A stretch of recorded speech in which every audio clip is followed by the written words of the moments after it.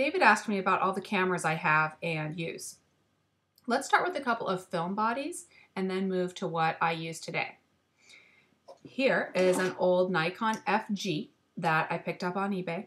This camera is about 30 years old.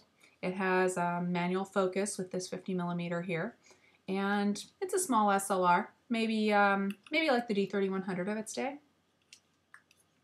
Next is my N65. It's nude, no lens today.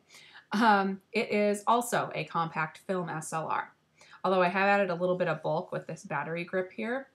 What's cool about this battery grip is that it takes AA batteries, which is really nice when you're in the field. You can just pop them right in there. Let's see, next. You may have seen this one. This is my old D100. It's broken. So you may have seen it in some of my videos. I kick it around a little bit as a joke. Now, let's move on to my more functional 21st century camera bodies. Here is the D70. It is an oldie but a goodie. I don't use it very much anymore, but it's not a bad little DSLR. I have it here with my 18-70 kit lens, and this being my oldest camera, it gets a lot of hazard duty. Next, we have my D80. Ugh. Here's this baby. It's great all around. I confess though, it has some decent specs, but I never really bonded with it like the D70. I have the 18-200 VR lens on it here, which I love. This is a pretty light combination, and it covers a ton of range, and it's pretty much ready for anything, so I still use this guy sometimes. I still get plenty of use out of my D2X, which was the big pro behemoth in its day. Of my cameras, this one is the Big Daddy boss man. When you click the shutter, this guy is ready to shoot again faster than the blink of an eye, and it can pump out 8 frames per second. Just don't go too far over ISO 100 because you'll see a lot of noise with this camera. High ISO performance has just improved significantly since the D2X was the ruler of the Nikon world. However, that being said, at ISO 100 in the studio, the image quality on this camera is unreal. Here I have the 70-200 VR lens on the camera. It's the Big Daddy lens for the Big Daddy camera. This is a great combination for outdoor sports because you can get in fast, you can get in close, and it's really fast. Yeah. Next, I have the D300S. This has the 17-55 on it. This camera is kind of like the newer D2X, but with many more focus points and better high ISO performance. It's durable, it's fast, and it's probably equally comfortable in action, wildlife, or in the studio. I like this one a lot. Next, my D3100.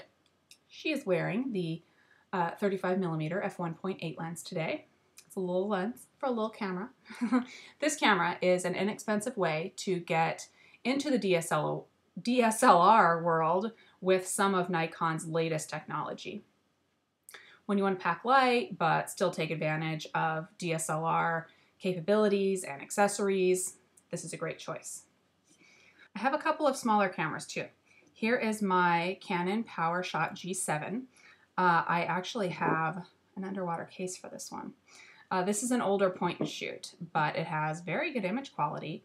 And because of this cool hard case, I use this a lot when I'm underwater.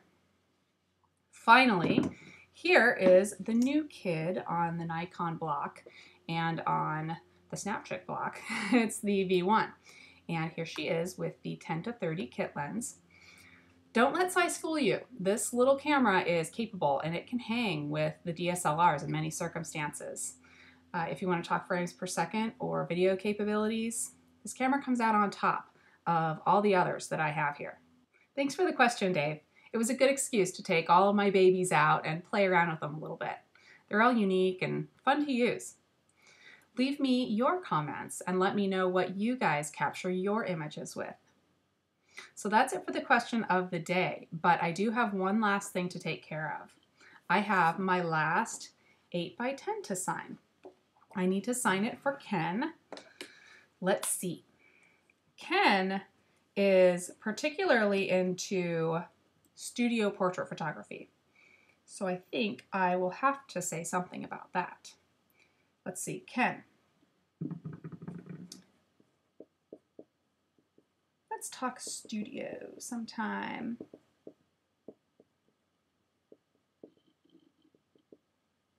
XOXO. Leigh. So that's it. Thank you, Ken. And everybody else, I'll see you tomorrow.